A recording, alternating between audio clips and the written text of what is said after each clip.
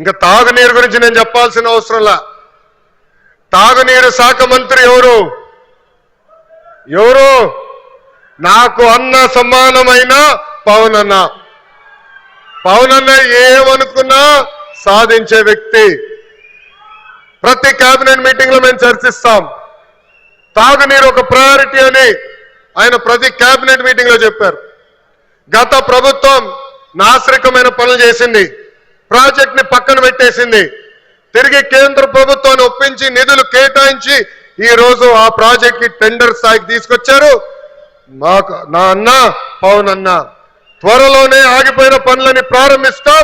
ప్రతి గడపకి కుళాయి ద్వారా తాగునీరు కూడా అందించే బాధ్యత కూటమి ప్రభుత్వం తీసుకుంటుందని ఈ సభాముఖంగా తెలుపుకుంటూ ప్రకాశం జిల్లా ప్రజలందరూ ఒకటే కోరుతున్నా. వైకాపోల్ పరిస్థితి చూస్తుంటే జాలేస్తుంది. వాళ్ళు పని చేయరు, పని చేయాలనుకునే వాళ్ళ చేత పని చేయనీయరు. ఈరోజు కొత్తగా చెప్తున్నారు ఈ ప్లాంట్ల ద్వారా ఏదో అయిపోతుందని. వాళ్ళని అడుగుతున్నా, మీరు ఇంట్లో గ్యాస్ సిలిండర్లు వాడరా? కట్టెపొయ్యలు వాడుతున్నారా? ఆ గ్యాస్ తయారు చేసే ప్లాంట్ ఇది. ఎందుకు మీరు అపోహలు కల్పిస్తారు?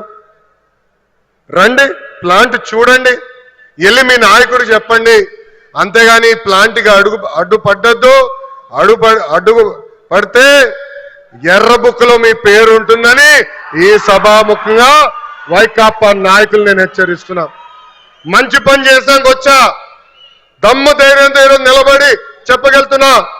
10 నెలల్లోనే ఎవ్వరు ఉంచిన విధంగా ప్రకాశం జిల్లాకి నేను ఈ ప్లాంట్ తీసుకొచ్చా. అంతేగాని తప్పుడు ప్రచారం చేస్తే నేను మిమ్మల్ని వదలబెట్టనని ఈ సభాముఖంగా వైకాపా నాయకులకు నేను హెచ్చరిక చేస్తూ,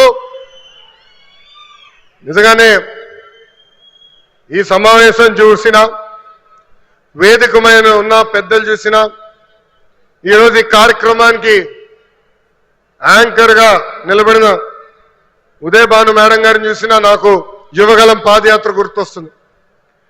ఆనాడు బీసీ గర్జన పేరుతో నేను కార్యక్రమం పెడితే ఉదయ్ భాను గారు స్వచ్ఛందంగా వచ్చి ఆ కార్యక్రమానికి యాంకర్ గా నిలబడ్డారు. బీసీ సోదరులు జరుగుతున్న అన్యాయం పైన ఆనాడు మేము పెద్ద ఎత్తున ఆనాటి ప్రభుత్వాన్ని నిలదీశాం.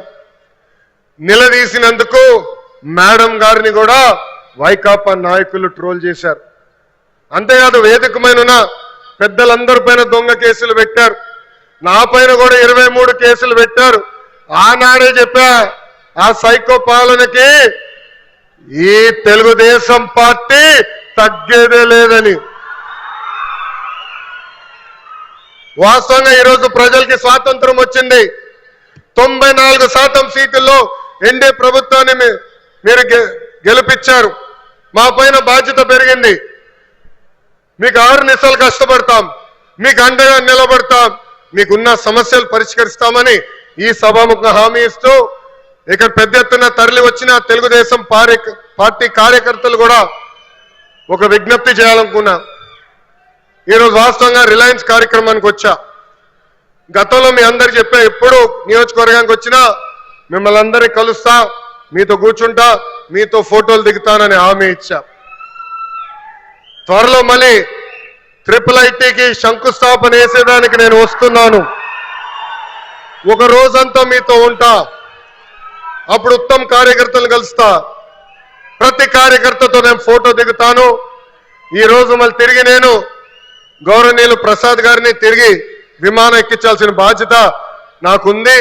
అందుకే ఈ కార్యక్రమం వెంటనే వెళ్లాల్సి వస్తుందని ఈ సభాముఖ కార్యకర్తలందరూ తెలుపుకుంటూ, నాకు ఇంత అద్భుతమైన అవకాశం ఇచ్చిన ప్రకాశం జిల్లా ప్రజలందరికీ పేరు పేరున హృదయపూర్వక ధన్యవాదాలు తెలుపుకుంటూ మీ అందరి దగ్గర నుంచి సెలవు తీసుకుంటున్నాం.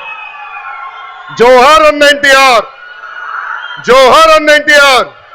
చంద్రబాబు నాయుడు గారి నాయకత్వం, చంద్రబాబు నాయుడు గారి నాయకత్వం. జై హింద్, జై హింద్. అందరికీ నమస్కారం.